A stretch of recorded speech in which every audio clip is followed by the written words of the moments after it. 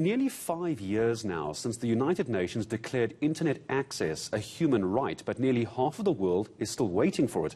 COVID-19 certainly has increased awareness of this right and the lack of it, as many people are unable to work or continue with their education due to lack of internet connectivity. Now, to shed light on this, there's a campaign on the go. #UnmuteTheWorld is seeking to raise awareness of the digital divide and that widening digital divide, and calling on leaders to act now and improve internet access. Let's find out what we're hoping to achieve here, and of course when we're hoping to achieve this. David Gold from #UnmuteTheWorld campaign joins us all the way from New York. Good morning to you, David. It's a pleasure to have you on Newslink on eNCA. And the digital divide was a problem before COVID, but what it's really done is brought into stark contrast just the gap between those who have internet access and those who don't.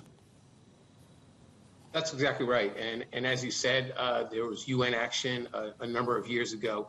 But COVID-19, as we all know, has changed everything. And the internet, as you said, is the way we work, is the way we connect, it's the way we learn, it's the way we mourn, it's the way we celebrate. And those people who do not have the internet access, the capacity to connect to the world today, are at a tremendous disadvantage. But what we're also seeing is that it's in everyone's interest to accelerate access to the internet. In Washington, D.C., in my own country, in the U.S., there are tremendous efforts now to guarantee access to internet. In President Biden's infrastructure bill, there's $90 billion proposed to scale up so that almost every American has access to the internet. What we're trying to remind people, this is a problem on a global level. Now, the world, I come from the health field, and the world looks to South Africa in many ways. Okay, it's a bellwether country. And we're trying to make this a global effort. We've been thrilled with the support we have from the World Wide Web Foundation, the Digital Alliance in Washington, a number of groups across Africa and in India and Asia. So what we're calling attention to is still 3.7 billion people around the world are on mute, and we need to change that.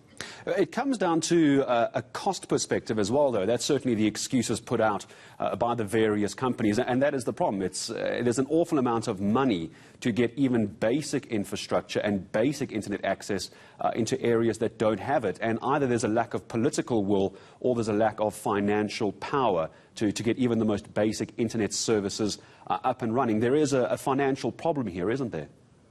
Oh, of course there is, and especially while we're scaling up to try to get these vaccines out across the world. So we're looking at this as a multi-year process, but ultimately, and it's got to take governments, it's got to take international development funders, it's got to take foundations and philanthropic groups, it's got to take the tech companies, all working together to create plans to really drive significant increases in access. And ultimately, we're convinced that the economic benefits will be there, that it will serve everyone, not only on a personal level, but increase the economic output of countries. So it's a multi-year task that we've got to do, but we've got to start now. And as far as your opinion on South Africa and the way we're able to provide internet access in this country as well, I'm sure you follow the stories of how high our data costs are.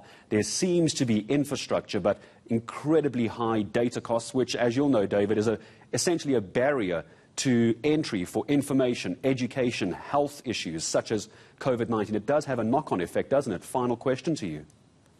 Of course. And in fact, in 2014, with the Rockefeller Foundation, my company, Global Health Strategies, launched Universal Health Coverage Day with the idea that everyone on the planet has a right to basic health care. And when we don't do that, everyone's at risk. We never imagined that what we'd be going through now would show it so starkly.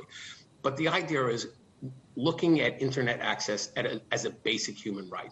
And if we look at it that way, societies across the world, we can then start to work together across public, private sectors, philanthropic sectors to develop policies that can significantly drive access to the internet and really take all these tens of millions of people in South Africa and billions of people around the world off on mute.